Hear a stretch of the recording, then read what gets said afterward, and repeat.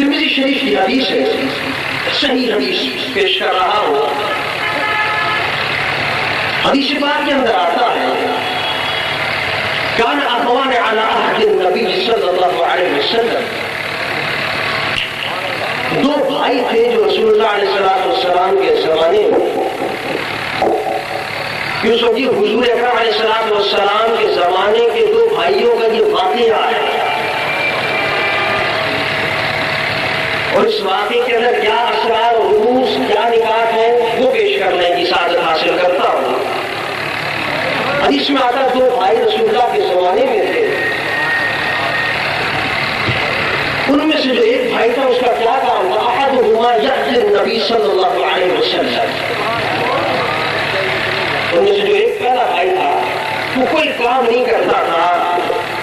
کوئی روزگار وغیرہ کے لیے نہیں کرتا تھا، نہ اس کا کوئی کاروبار تھا، میں اس وقت کچھ دیر کے لیے بیٹھ گیا خاموش، ایک دو باتیں عرض کر رہا ہوں خاموشی سنیں۔ اس کا کوئی کام نہیں تھا، وہ کوئی روزگار نہیں، کوئی دوسرے معاملات نہیں تھے، کوئی دوسرے امور نہیں تھے،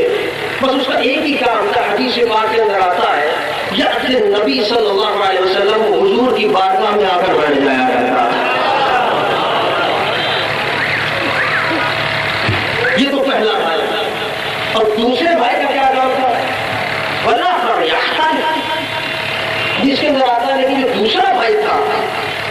وہ کمایا کرتا تھا، پیشے والا آدمی تھا، پیشے دار آدمی تھا، کام کاج کرتا تھا،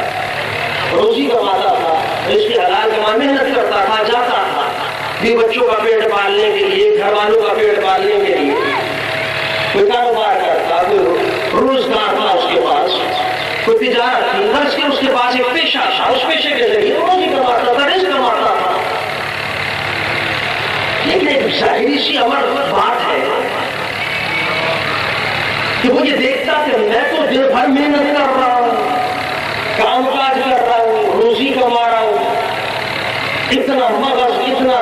کھپت کر رہا ہوں، اتنا اپنا آپ کو تھکا رہا ہوں، یہ بھائی آ کے بیٹھ جاتا ہوں کی بات، یہ دوسرا بھائی کچھ نہیں کرتا۔ فطرت انسان کی کہ اس کو جنم سے پیدا ہونی شروع ہو جاتی تھی، اڑنے لگ جاتا تھا، ایک عجیب سی کیفیت حسد کی سی پیدا ہو جاتی، یہ کیا چکر ہے؟ کام سارا میں کروں، محنت میں کروں، یہ بیٹھ کے اوپر کھاتا ہے، اس کو صرف ملتا ہے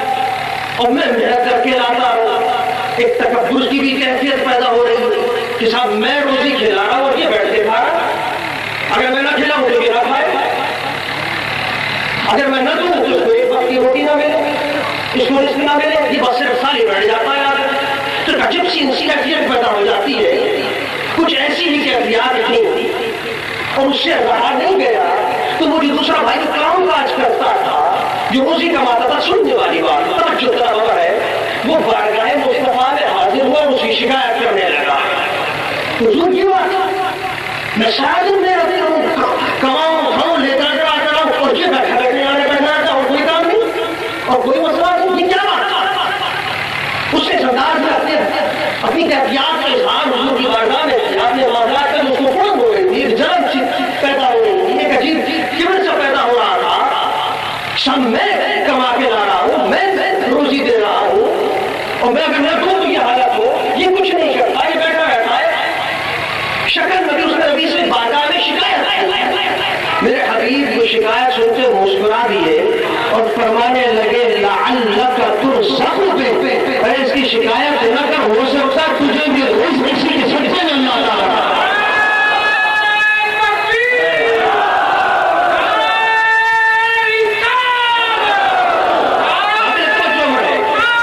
حدیث پاک سے جو حکایات پیش کرنے لگا ہوں، جو رسول اللہ علیہ السلام اس حدیث کے ذریعے میسج دے گئے امت مسلمہ